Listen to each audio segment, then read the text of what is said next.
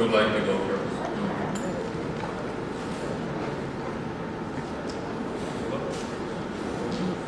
No, you have pressed the button. Is it working now? Okay. My name is Mitchell Balmuth, and I have testified in front of this committee for Intro 621 back in 2005. I testified at the Parks Committee about Intro 160 back in 2002. I don't want to repeat the same thing I've said to them, is that there should be no new laws that restrict vending until the city decides to properly enforce the existing laws. The existing laws are ample enough. What we need to do is make sure that the police department gives it a priority. I have spoken to the police department about why they don't enforce laws. They say it's not a priority. They don't care. They don't care to train the police officers how to do this. So until that happens, there should be no new laws. Okay, as far as increasing the vending laws, the vending permits, I think that that's a good idea. However, if Alan Gerson's bills take place, there will be no spaces that you can make a living. He wants to destroy places where you can work. Okay, I'm going to talk briefly about the obstruction at Sunset Park bill. The obstruction bill, anything that you can walk on is not an obstruction. An obstruction is something you cannot walk on. If you can walk on these things, then you should not have bubble glass or metal plating as an obstruction. The Sunset Park bill is the first time that I can see where privatization is coming. And giving the Sunset Park men the right to do whatever they want as far as vending. Okay. The main thing I want to talk about is I wanted to vend orders for a block fix. Let me read what I have. I appreciate it for giving me the full time. It's not that long. This Intro 830. This bill introduced by Councilmember Gerson is very deceptive. In reading the legislative findings, you would think that this bill is only concerned with restricted streets that are less than 12 feet wide. However, if you look at the actual changes of the laws, the new law can be used on streets that are over 12 feet wide. It can also possibly be used against streets that are open to First Amendment vendors, such as Madison Avenue from 60 to 65th Street, but are not open to any disabled vets. After all, the reading of Section 20-471.3 says the number of disabled vets and First Amendment vendors must be equal. Since the number of disabled vendors is 0, so will the number of First Amendment vendors be 0. There is nothing in the text of 20-473.1 that clarifies this is only sidewalks less than 12 feet wide.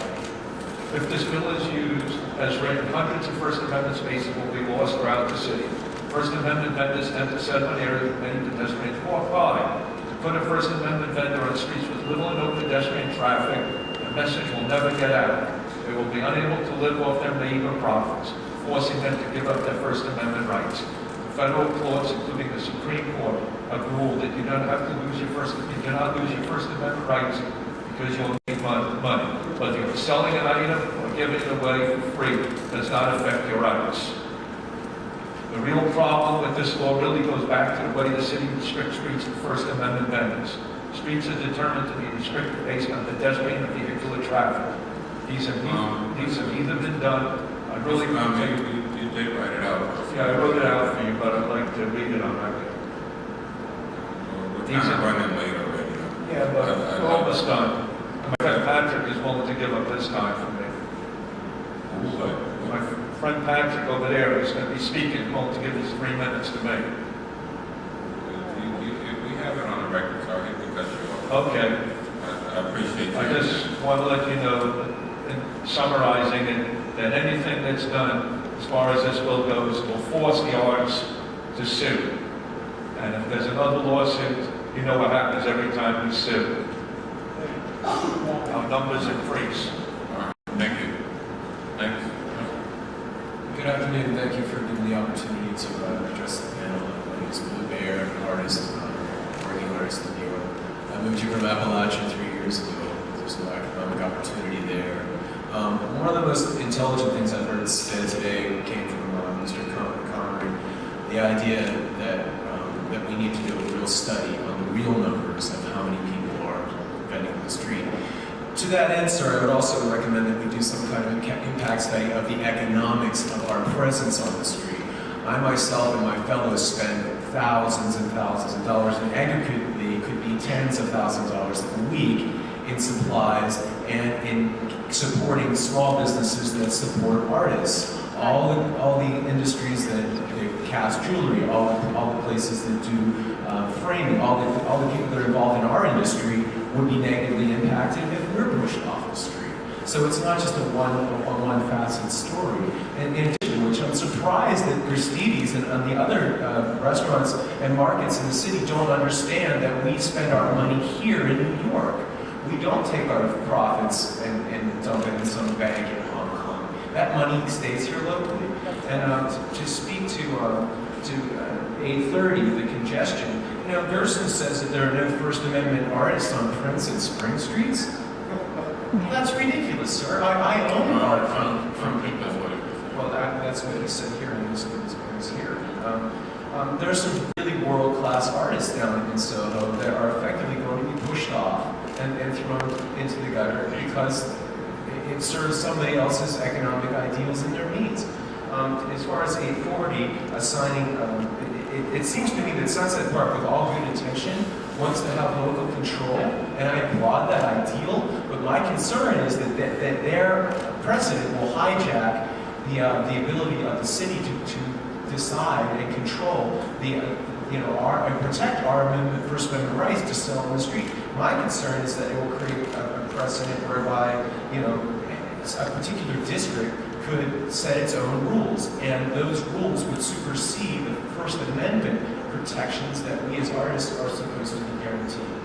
As an overview, I can't sit here and say that there aren't things that need to be worked on, and I really appreciated the suggestion that there be a $25,000 person license issuance. I know that's a lot, I know that's pie in the sky, but I appreciated the guts to actually lay that kind of number out there. So in closing, I really feel that we need to be protected and fostered as a culture. We have a community too, and we're part of the larger New York community. We're not just people that are just trying to skim off some money. We're part of this community too. Yeah, terrific.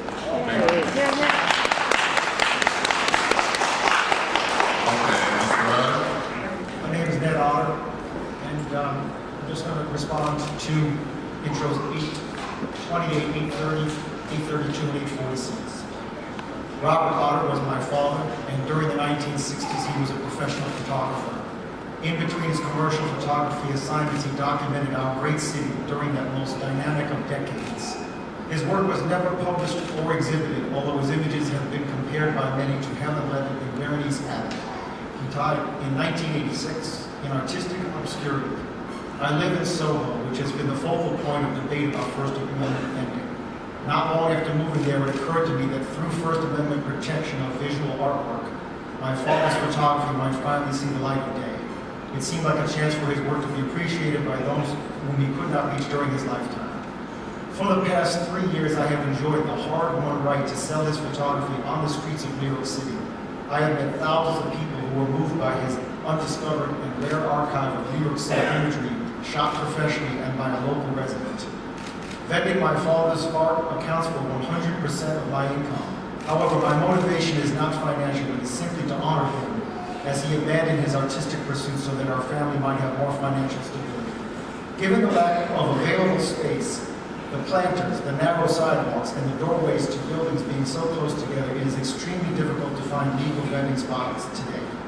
I am barely able to make a living under the current 60-plus pages of vending law. If the proposed intros become law, it will be impossible to continue to offer my father's work to the public. On a daily basis, tourists and local residents who stop at my mobile gallery comment on how street vendors are a big part of an authentic New York experience. We are a part of and contribute to the rich street culture of New York City. If the proposals put forth by Councilmember Gerson and others become law, thereby stripping us of our rights, the distinctive character of street artists shall vanish from the New York City landscape. I strongly urge you to reject all the proposed changes to the vending law. Thank you. Thank you.